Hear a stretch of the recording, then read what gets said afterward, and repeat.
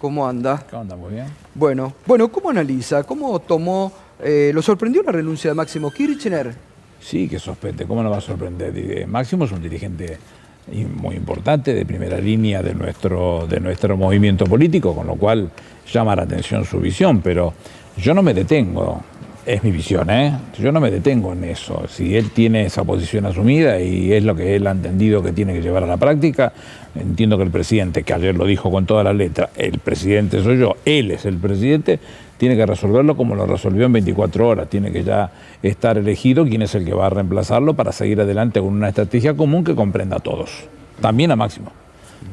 Ahora, la carta fue muy dura, la carta de Sí, Máximo pero Kirchner. yo no le asigno valor a eso. Porque, a ver, la importancia de la discusión que se está dando en este momento es la que tiene a la Argentina en vilo.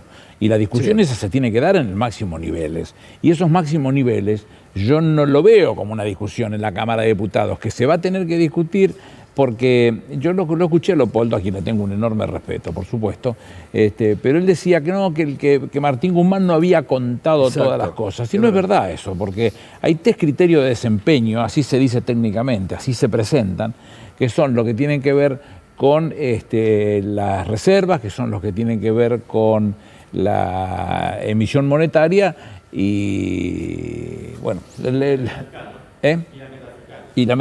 claro, los resultados fiscales.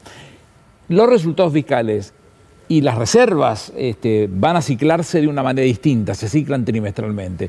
Pero la emisión monetaria no se cicla directamente, es una emisión monetaria por el año.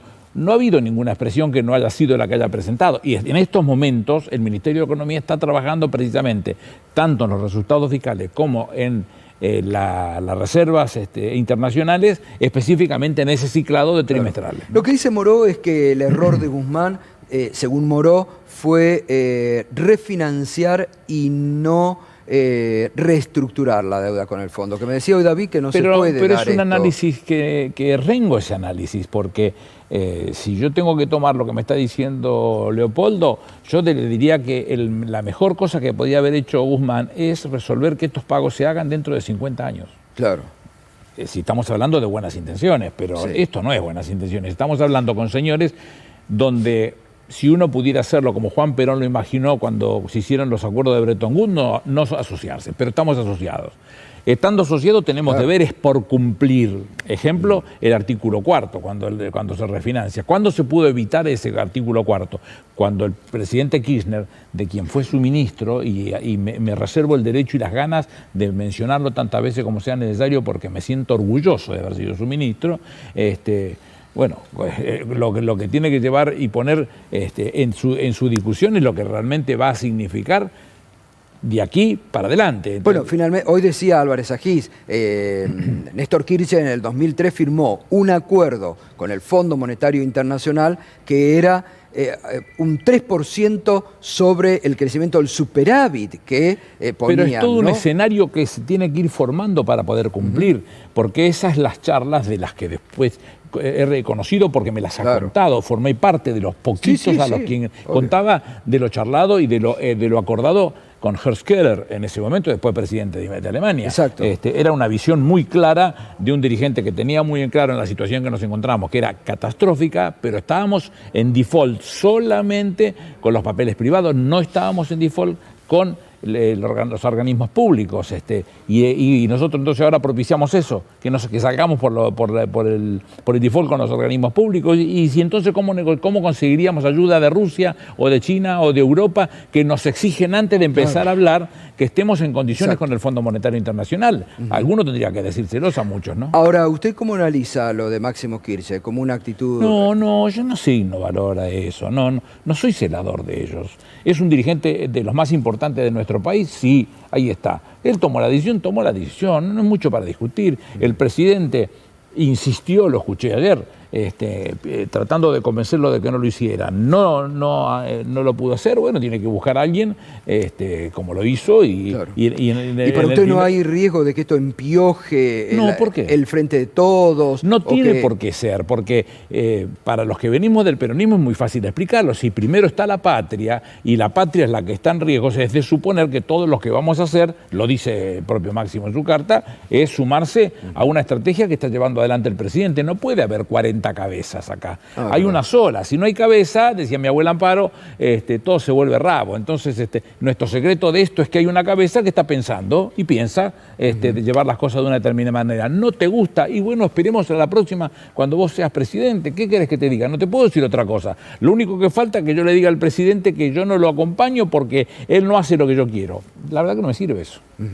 ¿Usted cree que es un capricho? No, es demasiado calificada esa cosa. Digo, no es así. Hay un presidente de la nación elegido por la voluntad popular, es el que responde a las exigencias de lo que nos está sucediendo a los argentinos y el que tiene que hacerse cargo de dar vuelta a esa situación en la que nos encontramos, que es impagable.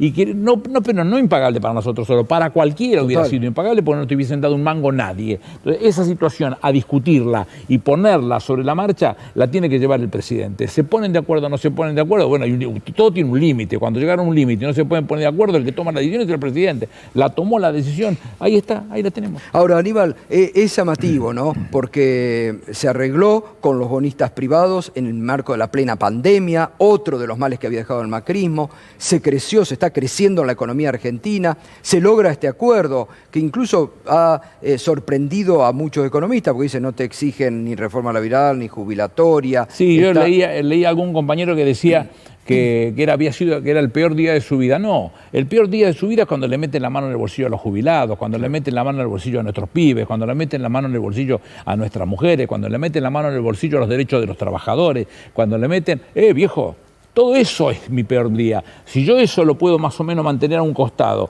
y discutir el resto, yo quiero discutirlo. Con el tema de los papeles privados, también Máximo hace algún comentario respecto de que no hubo quita. ¿Y qué te crees? ¿Nosotros no hubiésemos querido tener quita? Claro. ¿Y cómo se hace eso? Hay tanto brazo de palanca para poder cumplirlo. ¿Sabe con qué se pelearon? Con 2 escarbadientes usados. Con eso dieron esta pelea. Por eso tiene este resultado importancia. ¿Es para festejar? No, yo no festejo nada de estas cosas porque no son para festejar. Pero había que pasarlas y ponerlas en un lugar que me permitiera seguir avanzando con el resto de las cosas. Totalmente. No, pero yo lo que llevaba era que muchas veces se avanza, se hace un acuerdo importante y desde adentro del propio frente de todo se empioja o se crea hacia afuera. Pero se enoja el chancho y se come, hay que seguir avanzando con esto. No hay posibilidad de andar peleando todos los días por una discusión distinta. Si el único que tiene que tomar la decisión ya la tomó. Entonces, bueno, él tratará de conciliar de la mejor manera dentro del frente de todos con todos.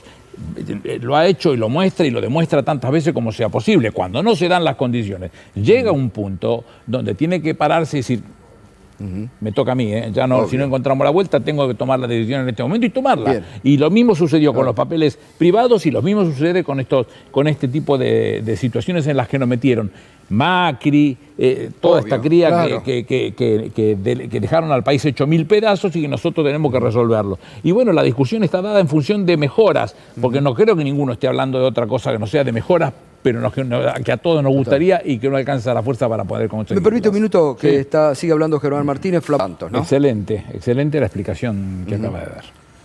Juan. Ministro, ¿qué tal? Buenas noches. ¿Qué cree que va a pasar en el Congreso de la Nación con el acuerdo con el FMI? Por un lado, un oficialismo donde se escuchan voces críticas del acuerdo con el Fondo Monetario Internacional, no se sabe si van a votar a favor, en abstención o en contra, y por otro lado, con una oposición que, sin ir más lejos, viene de votar en contra de un presupuesto, de voltear un presupuesto, la herramienta principal de un gobierno. Respecto del bloque al que pertenezco, porque pertenezco a esta fuerza política, estoy convencido que no va a haber ningún inconveniente.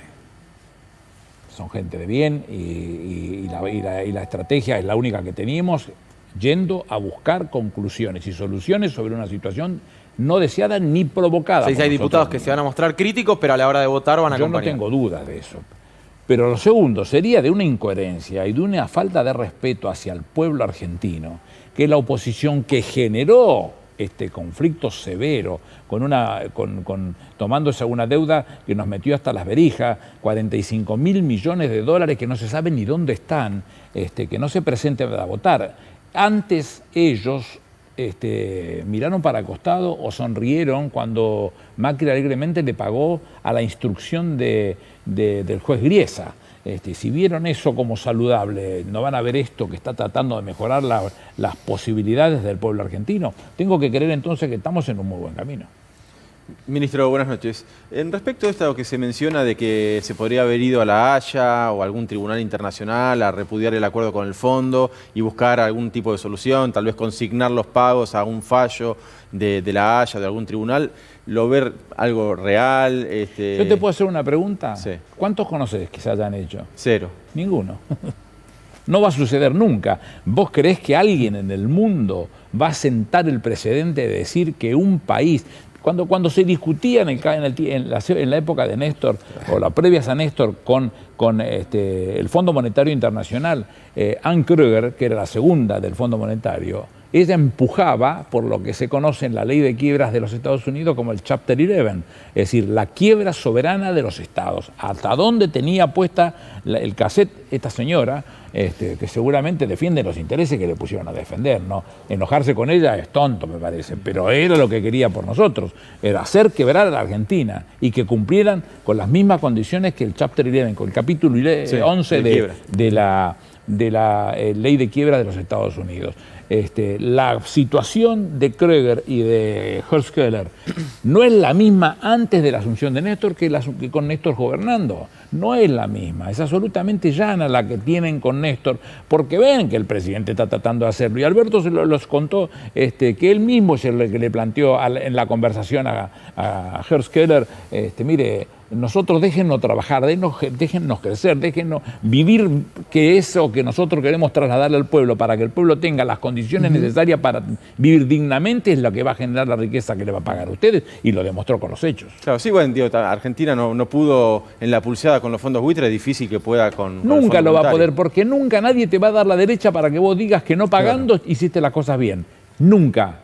Nunca. Sería el peor de los mensajes para el mundo financiero en cualquiera de las condiciones. Ahora, entonces, ¿por qué estas actitudes que se ven en mucho? ¿Qué es? ¿Romanticismo o es que no están de acuerdo con el gobierno de Alberto Fernández y buscan erosionar desde adentro al gobierno? Que sean nuestros compañeros, algunos que no estén de acuerdo, pueden no estar de acuerdo. Tienen matices, que los discutan. Llega un momento que no se puede discutir más, hay que avanzar. ¿Y cómo se avanza? Y como decía Juan Perón, la mayoría es la que va a tomar la decisión, no lo inventé yo. Se lo decía Juan Perón a quien lo quisiera escuchar eso. Esta es una parte de la discusión que se tiene que dar. Todo lo otro que puede venir de afuera son posiciones que tienen que ver con la ventaja o la desventaja que puede sacar en términos electorales o futuros términos electorales. Lo que hicieron con el presupuesto, que algunos deben haber creído que les hizo bien, yo creo que están equivocadísimos. Obvio. Y que, por supuesto, el gobierno está haciendo las cosas como nunca dejó de hacerlas correctamente, las está haciendo correctamente y haciendo una justa distribución de ese presupuesto conforme el artículo 27 de la ley 2456 de Administración Financiera, y poniendo a disposición de los ministerios un presupuesto ayornado con lo que les dejaron para poder hacerlo, pero no genera conflicto, no mueve el perímetro eso. Ahora, ¿no alimenta la renuncia de Máximo Kirchner a la jefatura del bloque a aquellos profetas del cuanto peor mejor de Juntos por el Cambio? Porque muchos incluso se estuvieron expresando y decían, bueno, hasta que Cristina no diga nada, entonces nosotros no vamos, o condicionaban su... Mira vos que la van a condicionar a Cristina, como si Cristina fuera de arriar con un palito. Le vas a decir a Cristina, che, por favor te ruego, decí que sí, así estos tipos votan. Ahora, yo lo que digo es, el ala dura de Juntos por el Cambio, los que justamente terminan llevando a todo el bloque después a votaciones estrepitosas como la que vimos en el presupuesto. Los resultados son los que se ven. No pueden decir a tu jefe de banca ni siquiera vota. Bueno, no es lo que han dicho, ¿sí? no es lo que han dicho los diputados más notorios, digamos, los que más se ven. No es lo que vienen diciendo ellos, porque son Algunos pueden estar muy en contra del peronismo, ser muy gorila o lo que se les ocurra, pero no que no pueden no ser inteligentes y serios de saber que son los que provocaron el desmán en el que se encuentra la Argentina. Alguien va a tener que ponerlo en su lugar y esto es lo que no va a poder ser sorteado de alguna manera. No puede ser sorteado. Va a tener que tratarse como corresponde y tratarlo como corresponde significa que todos van a tener que opinar y en la opinión va a pasar eso. Con el presupuesto pasó lo mismo. Quisieron hacerlo como una muestra de fuerza que terminó yéndole un bombazo al córner, no salió para nada. Y respecto de las revisiones trimestrales del Fondo Monetario Internacional, que es una de las principales críticas, incluso puertas adentro. Ese punto es el artículo 4 del estatuto, que cuando Néstor Kirchner paga al Fondo Monetario Internacional, se da el gusto de decirle, no, mire, usted no venga por el artículo 4 porque usted no tiene plata acá, así que no venga a pedirme nada. Que en definitiva es una revisión que lo preocupante sería que nosotros acordáramos políticas públicas con el Fondo Monetario, porque entonces las revisiones se transforman en un sumario, vienen y te toman lección, y si vos no cumplís con la lección que te toman, te sancionan con los préstamos. Y no es eso. ¿No se corre riesgo ahora de eso? No. Lo que pasa es que vos te estás comprometiendo en medidas fiscales, por ejemplo, de cómo vas a hacer la cascada de la caída del déficit fiscal, y alguien la tiene que ver, si no, ¿cómo se sabe si se cumplió o no se cumplió? Ahora, Aníbal, hay un componente también que no hay que descuidar y que no hay que dejar afuera del análisis, que hay sectores que a este gobierno lo buscan erosionar todos los días y que buscan hacerlo bien, pero caer. El presidente que no le ha regalado ningún costado flaco a nadie, si esas cosas las tiene que seguir confrontando, las va a confrontar. No, pero digo, ayer, por ejemplo, Leandro Santoro, yo le preguntaba, si íbamos al default, decía, hoy teníamos feriado bancario, y Roberto Bachmann decía... hubiésemos tenido una devaluación que claro, hubiese pegado en el techo. Roberto Bachmann decía, antes daban un golpe económico. Bueno, la discusión esa no se va a dar. Claro. ¿Por qué? Y bueno, porque lo que se fue haciendo con los dos escarbadientes usados es ponerlo de la mejor forma, que no nos exijan cosas locas como, por ejemplo, echarle mano a los bolsillos de los jubilados, como lo hicieron todos, sacarle a los derechos de los trabajadores, ir por las políticas laborales liberales, todo ese tipo de cosas que nos han llenado las orejas de su gran propuesta que tenían, no van a suceder. Bueno, si fueron capaces de votarle lo que pedía Griesa y sin chistar, ahora que uno saca ventajas para que el pueblo argentino sufra un poco menos, porque sufrir va a sufrir, sufre un poco menos, vamos a ponerle a eso una discusión de otra característica. ¿Qué opina de la marcha de hoy por el tema de la escuela? Yo no quise opinar. Hay algunos vagos de sus colegas pusieron, no, que Aníbal está en contra, a favor de la marcha. Yo no estoy ni a favor ni estoy en contra, no debo hacerlo. Soy un ministro de este gobierno y yo no creo que tenga que expresarme en esos términos. Respecto de la Corte he tenido siempre mis críticas. Obvio. Gato, las he hecho en este programa tantas veces como fue posible. Totalmente. Y no cambia mi manera de pensar. Voy a insistir, por decir algunas de las cosas. Néstor Sagüez, que es un constitucionalista rosarino, no peronista, él dice que siendo un poder de la República tiene que tener poder político. ¿Y cómo hace para tener poder político? Y bueno, tiene que conquistarlo del respeto que tenga por sus otros poderes. ¿Esta Corte tiene tanto respeto por los otros poderes? Creo que no. No, ¿es verdad? Creo que no. Entonces esa discusión es la que se tiene que dar. Pero yo no participé, ni la alenté, ni de la desalenté. Me ocupé de lo que me tenía que ocupar. Hablé ayer con algunos de los organizadores porque estaba junto con Marcelo Alessandro ordenando el tema de la seguridad en las calles, que nadie tuviera ningún inconveniente y pudieran expresarse libremente, y eso sucedió y después se desconcentraron sin inconveniente.